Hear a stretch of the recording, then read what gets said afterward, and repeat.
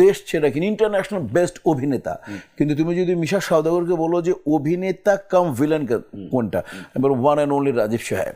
প্রথম কথা হচ্ছে তুমি ভিলেন হবা, তাহলে ওই সময় ভিলেন যারা স্টারে আছেন, ওই সময় ওই দেশে যে ভিলেন আছেন যারা, যদি ফিল্ম করতে চাও তুমি, তাহলে ওই ওনার কোন গুণে উনি এখানে আছেন, বা ওনার আগে জেনারেশন থেকে দেখো উনি কোন গুণে গুণান্বিত হয়ে এক নাম্বার ছিলেন।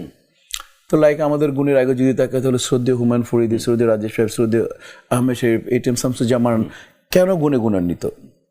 ওনাদের কোন গুণ আমার কাছে আছে এবং আমার কোন গুণ এক্সট্রা আছে, এক। আর এখন কি পর্দা চলতেছে, এই দুটো প্রজন্মকে এক করবে, দেন ওর তো এটা তো হলো locally experience, global experience, world wide.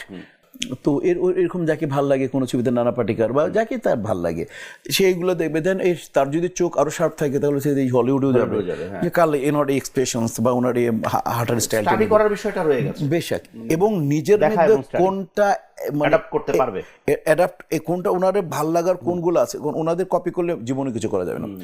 ওনাদের গুণ অলমোস্ট আমার মধ্যে আছে, ভয়েস, ফিটনেস, ফ্যাশন সচেতনতা, অ্যাকশন, ডান্স জানতেই হবে ভিলেনকে, কারণ ভিলেন অভিনেতা হইলে খালি হবে না। এটিএম শামসুজ্জামান অসাধারণ অভিনেতা, হুমায়ুন ফরিদি দেশ ছেড়ে কিনা ইন্টারন্যাশনাল বেস্ট অভিনেতা, কিন্তু তুমি যদি মিশা সওদাগরকে বলো যে অভিনেতা কাম ভিলেন কোনটা, এবার ওয়ান অ্যান্ড অনলি রাজীব সাহেব।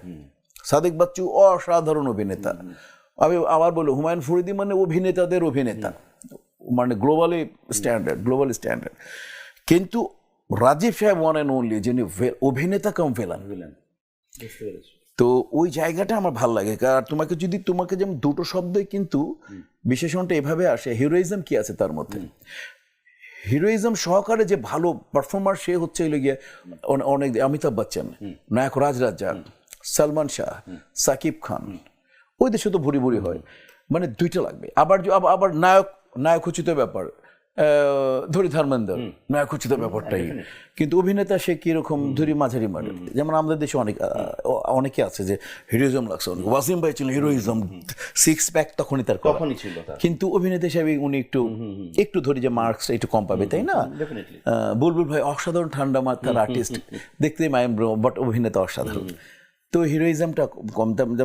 সোহেল রানা সাহেব, হিমেন শিব, আলমগীর ভাই দেখলেই নায়ক, আলমগীর ভাইকে যেখানে রাখবো মনে হয় হিরো। তো এইরকম